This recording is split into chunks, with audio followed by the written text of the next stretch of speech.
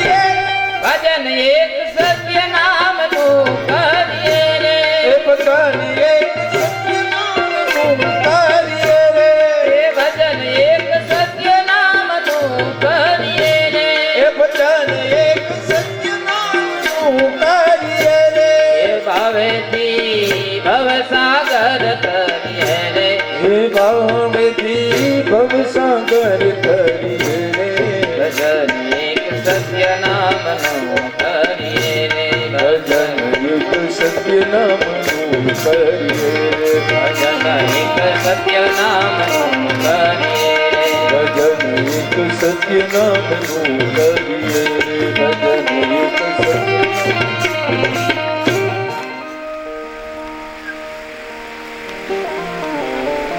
માયા નર્તકી છે, એનું ઉલટું કરો ને એટલે કીર્તન. કીર્તન કરો એટલે માયા છૂટી જાય.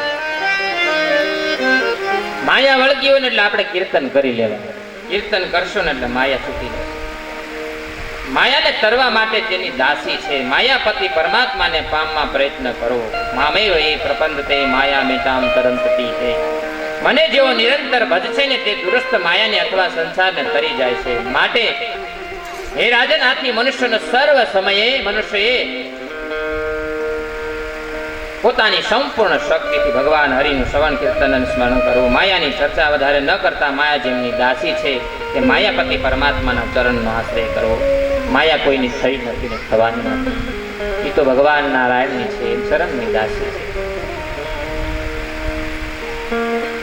ત્યાં નારદજીને બ્રહ્માજીને આજ્ઞા કરી નારદે તે ઉપદેશ સિદ્ધાંતને આપ્યો અને ભાગવતના 4 શ્લોકના આધારે 18,000 શ્લોકનું ભાગવત શાસ્ત્ર વ્યાસજીએ બનાવ્યું. ઇતિ દ્વિતીય સ્કંદની આ સમાપ્તિ કરે છે સુખદેવજી મહારાજ. બોલી વૃંદાવન વિહારી લાલ કી જય. ત્રીજા સ્કંદ સર્ગલીલાની કથા કરતા સુખદેવજી મહારાજ કહે છે, એવમેત પુરા પુષ્ટ મૈત્રેયો ભગવાન કીલ ક્ષત્રાવનમ પ્રવિષ્ટેન તપ્તવા સ્વગૃહ મૃદ્વીમત. સુખદેવજી મહારાજ કહે છે કે પાંડવોનો દૂત કાર્ય કરનાર અખિલ જગતના પરમપિતા ભગવાન કૃષ્ણ દુર્યોધનના ઘરનો ત્યાગ કરીને વિદુરના ઘરને પોતાનું ઘર ગણી એમના ઘરે ગયા હતા. એ સમૃદ્ધ ઘરનો ત્યાગ કરીને વનમાં ગયેલા વિદુરે તમે જેવા પ્રશ્નો કરો છો તેવા પ્રમાણે મૈત્રીજીને પૂર્વ પ્રશ્ન કર્યા હતા. રાજા પરીક્ષિતે પૂછ્યું કે હે સુખદેવજી, વિદુરજી અને મૈત્રીનો ભેટો ક્યારે અને ક્યાં થયો, તે બંને વચ્ચે શી વાતચીત થઈ, તે સર્વ સાંભળવાની મારી ઈચ્છા. સુખદેવજી મહારાજ કે હે રાજન, હું તમને પેલા ભગવાન કૃષ્ણ વગર આમંત્રણે વિદુરજીને ઘેરે ગયા ને એ કથા કહેવા માંગીશ કહીશ. ધૃતરાષ્ટ્રે પોતાના પુત્ર દુર્યોધનને રાજ્ય મળે એ હેતુથી પાંડવોનું કાચળ કાઢી નાખવા માટે એમને લાક્ષાગૃહમાં બાળી નાખવાનો પ્રયત્ન કર્યો, પરંતુ એમાં તે સફળ થયો નહીં. પછી પાંડવોને જુગતું રમાડી બેઈમાનીથી હરાવ્યા. તે સમયે દુર્યોધને તથા દુશાસને ભર સભામાં દ્રૌપદીનું અપમાન કર્યું. શરત પ્રમાણે પાંડવો વનમાં ગયા. સમય પૂરો થતા વનવાસ ભોગવીને પાછા આવ્યા. તેઓ વચ્ચે થયેલી શરત પ્રમાણે પાંડવોને પોતાના રાજ્યની માગણી કરી. ત્યારે દુર્યોધનની સઢવણીથી ધૃતરાષ્ટ્રે પાંડવોને રાજ્ય પાછું આપ્યું નહીં. આથી વિદુરજીને ધૃતરાષ્ટ્રને ઉપદેશ આપ્યો છે. પણ ધૃતરાષ્ટ્ર તેની કઈ અસર થઈ નહીં. વિદુરજી વિચાર્યું ધૃતરાષ્ટ્ર ચોર છે, એના કુસંગથી મારી બુદ્ધિ પણ બગડશે. વિદુરજી અનેક વાર ઉપદેશ આપ્યો પણ ધૃતરાષ્ટ્રે માન્યો નહીં. તેથી વિદુરજી ઘેર છોડ્યું. અને વિદુરજીની પત્નીનું નામ સુલભા છે. બંને પતિ પત્ની વનમાં આવ્યા છે. પોતાના સમૃદ્ધિ વાળો બંગલો ઘરનો ત્યાગ કરી વિદુરજી વનમાં ગયેલા. વનવાસ વિના જીવનમાં સુવાસ નહીં આવે. પાંડવો અને ભગવાન રામે વનવાસ વેઠ્યો હતો. વિદુરજી સુલભા વનમાં આવીને નદી કિનારે એક ઝૂંપડું બાંધીને રહેવા લાગ્યા છે. તેઓ પતિ પત્ની આખો દિવસ ભક્તિ કરે છે. ધૃતરાષ્ટ્રને આ વાતની ખબર પડી. પોતાનો ભાઈ વિદુર ગંગા કિનારે ઝૂંપડીમાં આવ્યો છે, રહે છે એવી જાણ થઈ ધૃતરાષ્ટ્રને. તે કાંઈ પણ લીધા વગર ગયો છે અને રખીને ભીખ માંગવા જાય તો મારું ખરાબ દેખાય, ધૃતરાષ્ટ્ર કહે છે. આથી ધૃતરાષ્ટ્રે અનાજ, વસ્ત્રો, બધું સામાન, વાચન કુસણ આદિ અનેક ઘર વખરી સેવકોને મોકલીને ત્યાં મોકલાવ્યું છે. પણ વિદુરજી ધૃતરાષ્ટ્રનું કાંઈ લેવાની ઈચ્છા વ્યક્ત કરી નથી. બધું ના પાડી, મારે કાંઈ જોતું નથી. વિદુરજી ત્યાં મોકલી. વિદુરજી ધૃતરાષ્ટ્રને કાંઈ લેવા ઈચ્છા નથી જાણતા. સુલભાની પરીક્ષા ખાતર પત્નીને કહે છે, મારા ભાઈ આપણા માટે બધું મોકલાયું છે તો રાખી લ્યો ને. સુલભાએ ત્યાં લેવાનો સ્પષ્ટ ઇનકાર કરી દીધો. કે અનાજ પેટમાં જાય ને તો મન બગડશે ને ભક્તિમાં વિઘ્ન આવશે. અનદોષ અને મનને બગાડે આવું અનાજ મારે લેવું નથી. ધૃતરાષ્ટ્ર મોકલેલ સર્વ સામગ્રી વિદુરજીએ સુલભા અને પાછી મોકલી આપે છે. એમણે નક્કી કર્યું કે આપણે આપણી જરૂરિયાત ઘટાડી દેવું. ગંગા કિનારે થતી તાંજળિયાની ભાજી અને આ ભાખરી આરોગી પ્રભુ ભજનમાં આખો દિવસ પસાર કરશું. પણ આપણે આ વસ્તુ નથી લેવી. વિદુરજી સુલભા રોજ 3 કલાક પ્રભુનું ધ્યાન કરે છે. ધ્યાન બાદ બાલકૃષ્ણ પ્રેમથી સેવા કરે છે. જંગલમાંથી ફૂલ છૂટી લાવીને લાલાને શૃંગાર કરે. શસ્ત્ર નામનો પાઠ કરતા કરતા એવી ભાવના કરે કે હે ભગવાન, અમને દર્શન ક્યારે તમે દેશો? અમારે તમારી સેવા ભક્તિ કરીએ છીએ, કીર્તન કરીએ છીએ, ધ્યાન કરીએ છીએ. આખો દિવસ કથા કીર્તન કરે, જપ ધ્યાન કરે, સેવા ચમરણ કરે. ભૂખ લાગે ત્યારે કેવળ ભાજીનો આહાર કરે. ને ભોજન કરવું એ પાપ નથી, પરંતુ ભોજન કરતા ભગવાનને ભૂલી જાઓ ને એ પાપ છે. ભોજન કરવું એ પાપ નથી, પણ ભગવાનને ભૂલી જાવ એ પાપ. દ્વારકાનાથ યુધિષ્ઠિર વતી વિષ્ટિ કરવા હસ્તિનાપુર પધારવાના છે તેવું ધૃતરાષ્ટ્રે સાંભળ્યું. એટલે ધૃતરાષ્ટ્ર વિચાર કરે કે સાંભળ્યું છે કે દ્વારકાનાથ 56 ભોગ આરોગ્ય છે, હું એમને સારી રીતે સ્વાગત કરીશ. તેને સેવકોને બોલાવીને હુકમ કર્યો, સ્વાગતની ભવ્ય તૈયારી કરો, ઝટપટ 56 ભોગની તૈયારી કરો. આજ ભગવાન દ્વારકાનાથ આપણે ઘરે આવવાના છે. યુધિષ્ઠિર કહે નહીં, દુર્યોધન કહે છે. ધૃતરાષ્ટ્ર સેવા કુભાવથી કરે છે. સેવા સદભાવથી થવી જોઈએ તો એના ઉપર પ્રભુ પ્રસન્ન થાય છે. કુભાવથી સેવા કરનાર ઉપર ભગવાન પ્રસન્ન થતા નથી. વિદુરજી ગંગામાં સ્નાન કરવા ગયેલા છે. તેમણે એક જણ પાસેથી સાંભળ્યું કે આવતીકાલે દ્વારકાથી ભગવાન કૃષ્ણ પધારવાના છે. તેમણે મોટો વરઘોડો નીકળવાનો છે. આ વાત સાંભળી વિદુરજી હરખાતા પોતાની ઝૂંપડીમાં આવે છે. આનંદ જોઈને એમની પત્ની સુલભા કહે છે કે આજે તમે કેમ એટલા બધા આનંદમાં છો? આજ કંઈક નવીન લાગે છે. એટલા બધા આનંદને ક્યારેય જોયા નથી તમને. એટલે વિદુરજી કહે છે કે કથામાં મેં સાંભળ્યું છે કે 12 વર્ષ સતત તમે એક જગ્યાએ રહીને ધ્યાન કરો ને તો તેનો પ્રભુ દર્શન આપે છે. તેથી મને લાગે છે કે દ્વારકાનાથ આજે દુર્યોધન માટે નહીં પણ મારા માટે આવવાના છે. મને એવું લાગે છે. સુલભાને સુલભા કે મને પણ સપનામાં રથયાત્રાના દર્શન થયા છે. તે સફળ થશે, મને જરૂર વિશ્વાસ છે. મને પણ મેં સપનામાં જોયું કે હું દ્વારકા ગઈ છું, મારા દ્વારકાના સુવર્ણ સિંહાસન ઉપર બિરાજમાન છે. હું ભીડ થઈને ભીડમાં બહુ હું પણ ગઈ ભીડમાં દૂર ઊભી ઊભી મારા દ્વારકાનાથના દર્શન કરું છું. મેં પણ આવું સપનામાં જોયું. અને આજે બંને પતિ પત્ની ખૂબ જ આનંદમાં છે. દ્વારકાનાથ પધારવાના છે, તેમના દર્શન થશે, તેમની ઈચ્છા પૂરી થશે. સુલભાઈ કહ્યું, નાથ પ્રભુ સાથે તમારો કઈ પરિચય છે? વિદુરજી કહ્યું, હું શ્રી કૃષ્ણને વંદન કરું છું ને ત્યારે મને કાકા કઈ બોલાવે છે. જીવ દીન બની ઈશ્વરને ચરણે જાય તો ઈશ્વર જીવને ખૂબ માન આપે છે. સુલભા કહે, મારા મનમાં હવે એક જ ઈચ્છા છે કે મારા ભગવાન મારા દેખતા આરોગ્ય ને હું એમને પ્રત્યક્ષ નિહાળું. મારી ઈચ્છા પૂરી કરવા માટે ભગવાન આપણે ત્યાં આવા આમંત્રણ આપો. ભગવાન જરૂર આવશે. વિદુરજી કે હું આમંત્રણ આપીશ તો તે જરૂર આવશે. તો પણ આપણી નાનકડી ઝૂંપડીમાં એમણે બેસાડશું ક્યાં? આપણે ત્યાં પરમાત્મા આવશે તો આપણને આનંદ થશે, પરંતુ આપણે આ ઝૂંપડી સુધી ચાલીને આવતા બહુ એને શ્રમ પડશે, એમને ખૂબ તકલીફ થાય. મારા ભગવાન તો 56 ભોગ આરોગ્ય છે. આપણી પાસે તો ભાજી સિવાય કઈ છે નહીં, ખવડાવું શું એને? ભગવાનને શું આરોગ્યાવું? ગુજરાતને ત્યાં જવું તેમ સારું થશે. આપણા સુખ અને આનંદ ખાતર હું મારા ભગવાનને જરાય પરિશ્રમ નહીં આપું. સુલભા કહે છે, આનું નામ જ પુષ્ટિ ભક્તિ કહેવાય. ભગવાનને જરાય શ્રમ ન પડવા દે એનું નામ પુષ્ટિ ભક્તિ. સુલભાએ કહ્યું, મારા ઘરમાં કૃષ્ણને અર્પણ કરવા બીજું તો કાંઈ ન હોય, પણ મારા હૃદયમાં દ્વારકાનાથ પ્રત્યે પ્રેમ જે છે તે પ્રેમ હું મારા પરમાત્માને અર્પણ કરીશ. આપણે તો ભાજી ખાઈએ છીએ, ભાજી હું મારા ઠાકોરજીને પ્રેમથી અર્પણ કરીશ. આહાર જો સાદો હોય તો શુદ્ધ હોય તો સત્વ ગુણ વધે છે. આહાર શુદ્ધ હોય તો સત્વ ગુણ વધે. સુલભાએ કહ્યું કે હું ગરીબ છું તે પણ મારો વાક છે. ગરીબી પ્રભુને પ્યારી છે. પ્રભુ તો પૈસા નહીં પણ પ્રેમના ભૂખ્યા છે. પ્રેમના ભંડાર, એમના ભંડારમાં શાની ખોટ છે? પ્રભુ ગરીબ ઉપર અધિક પ્રેમ રાખે છે, ગરીબોનું બરાબર ધ્યાન રાખે છે.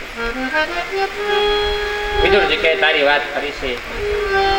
સુલભા વિચારે, વિદુરજી શંકુ શ્રી કૃષ્ણને પધરાવવા માટે આમંત્રણ આપવા નથી, પણ હું તો મનથી ભગવાનને આમંત્રણ આપું. બીજે દિવસે તેમાં બાલકૃષ્ણ સેવા કરે. બાલકૃષ્ણ હસે. વિદુરજી સુલભા પ્રાર્થના કરે છે. ભગવાન વાસ્તે ગાસ્તે રથમાં જઈ રહ્યા છે. માર્ગમાં ઠેર ઠેર હસ્તિનાપુરની અંદર ભગવાન પધાર્યા છે. પુષ્ટિ થઈ રહ્યા છે. માર્ગમાં ઠેર ઠેર પુષ્પવૃષ્ટિ, જય જયકાર થઈ રહ્યો. તમે રથારૂઢ દ્વારકાનાથના દર્શન કરો. જ્યાં સુધી જીવ શુદ્ધ ન થાય ત્યાં સુધી પરમાત્મા તેની સામે જોતા નથી. એક આંખ થયા વગર દર્શનનો આનંદ આવતો નથી. વિદુર અને સુલભા પણ રથને નિહાળે છે. વિદુરજી વિચારે કે મારા ઘેર ભગવાન આવે ને તો હું લાયક જીવતો નથી, પણ મારા ભગવાન એક જ વાર મારે ત્યાં આવે. હું પાપી પણ મારા ભગવાન પતિત પાવન છે. મેં મારા પ્રભુ માટે સર્વ વિષયોનો ત્યાગ કર્યો છે. આ બધી લોકોની ભીડમાંથી રથ પસાર થયો છે. પ્રભુએ આંખો નીચી રાખેલી, હવે એમણે આંખો ઓછી કરી છે. વિદુરજી સુલભાના દર્શન કરે. સુલભા દર્શન કરે છે. કૃષ્ણની દ્રષ્ટિ વિદુર કાકા ઉપર પડી છે. વિદુર કાકા પોતાને કૃતાર્થ માને છે.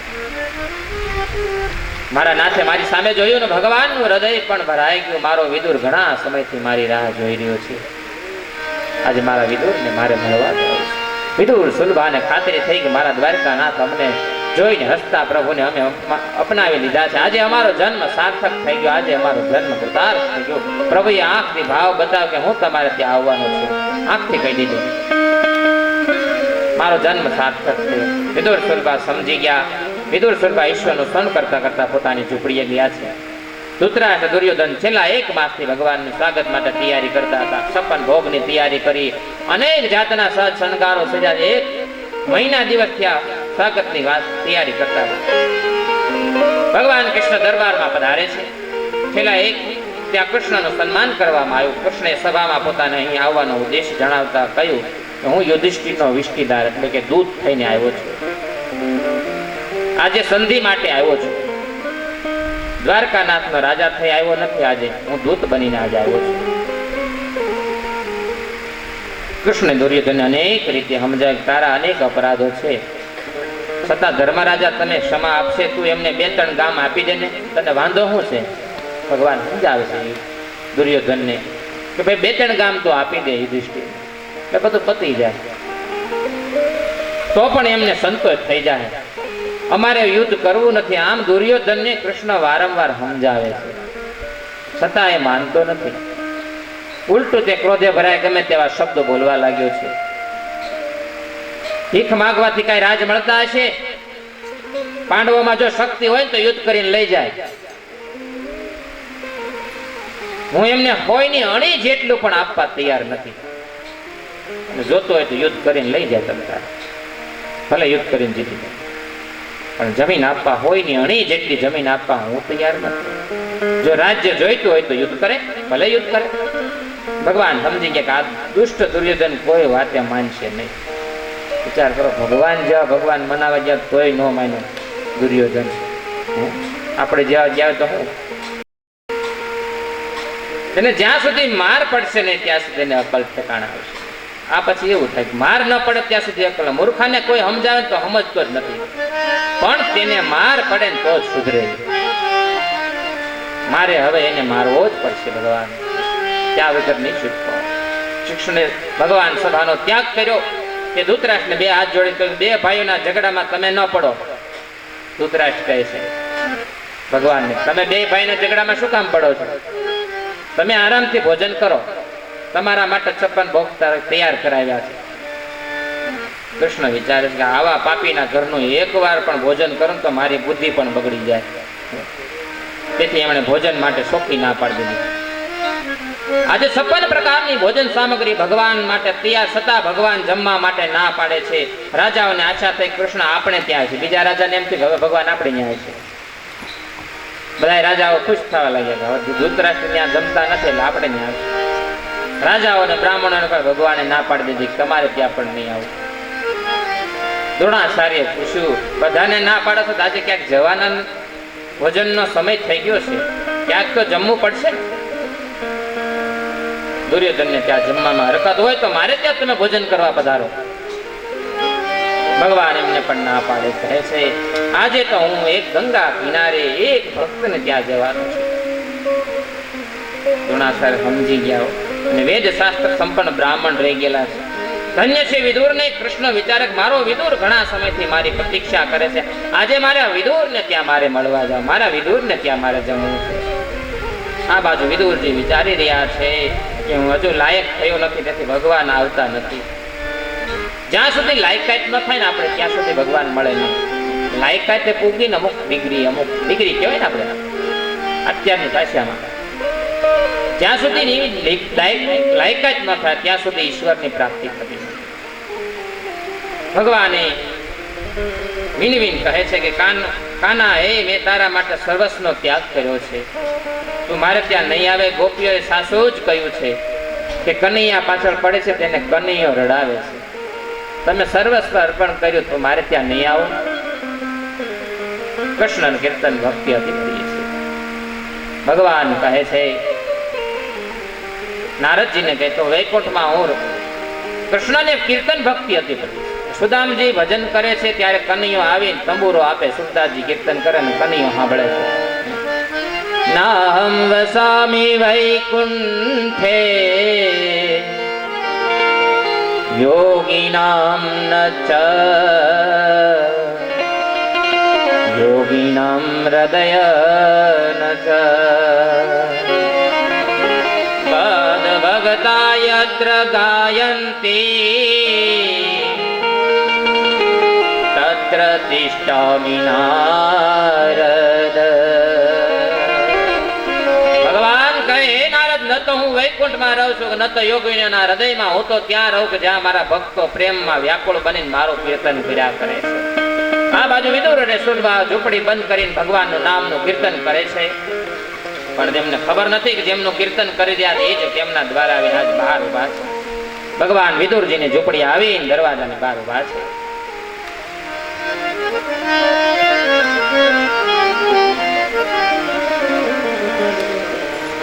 મનુષ્યનું જીવન પવિત્ર બનશે તો ભગવાન વિના આમ તેમના ઘરે આવે છે. આજે ભગવાન વિદુરજીના ઘેરે જાય છે. સાલો ને વિદુર ઘેર જાય. ઉદ્ધવજી ચાલો વિદુર ઘેરે જાય. એવો ધાવાજી ચાલો વિદુર ઘેર જાય. ચાલો ને વિદુર ઘેર જાય, એવો ધમજી જાય. ચાલો ને વિદુર ઘેર જાય. એવો ધવજી જાય. બંટીનો રોટલો ને તાંદળિયાની ભાંગી, કંટીનો રોટલો ને અરે બાપુ હરે એ તાંજળિયાની ભાજી